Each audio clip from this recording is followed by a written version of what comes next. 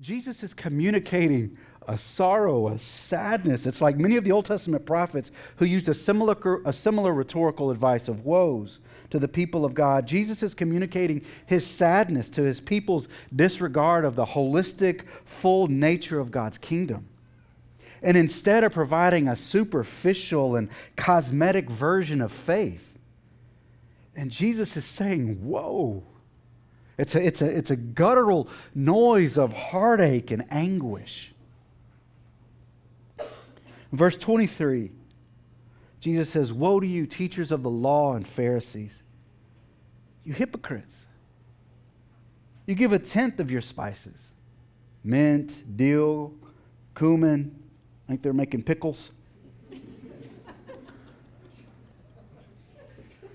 What else? What are you making? Mojito? I don't know. What are you doing with this?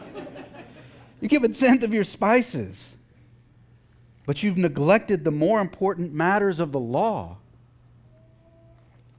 justice, mercy, faithfulness. You've practiced the latter without neglecting. You should have practiced the latter without neglecting the former. Jesus, he's pulling on this thread of justice. Dikaiosune is the word that he uses here. Our word again. And in this woe, Jesus is actually doing a bit of wordplay. I didn't translate that quite right. He says, you give a tenth of your spices, but you've neglected the more important. The word that he actually uses is the weightier matters. Here it's translated more important, but in the Greek it's the weightier matters. He's using a wordplay. Because what happens, the way that you would tithe a tenth of your spices is you would have to weigh them. He's saying you're busy weighing mint, dill, and cumin. But what you should have been weighing is justice and mercy. You should have focused on the weightier matters and not weighed grass. So while they've been weighing this, Jesus is saying, you're focusing on the wrong things. He's giving an echo of a passage from the Old Testament Prophet Hosea in chapter 6, a passage wherein the prophet is making a similar plea to the people of God. Don't perform your worship. Don't just perform your religious duties, but rather care for the poor and tend to the marginalized. The prophet says in Hosea 6:6, speaking from God, "For I desire mercy, not sacrifice, an acknowledgement of God rather than burnt offerings." And the way that we acknowledge God most faithfully is by acknowledging God's image in the poor, in the marginalized, and the oppressed in our midst, even as we seek to follow God's ways in our lives.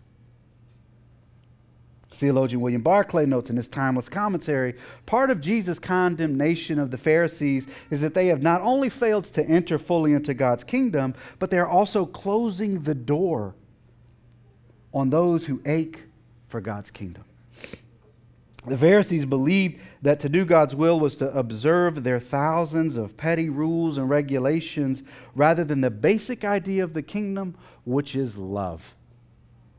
Loving God and loving others as you love yourself.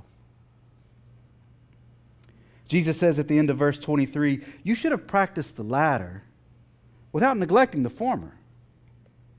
Yes, practice your faith in ways that are pious and that are holy. Holy simply means set apart or distinct. Jesus wants to see ourselves and our lives as different because of Christ's life in us.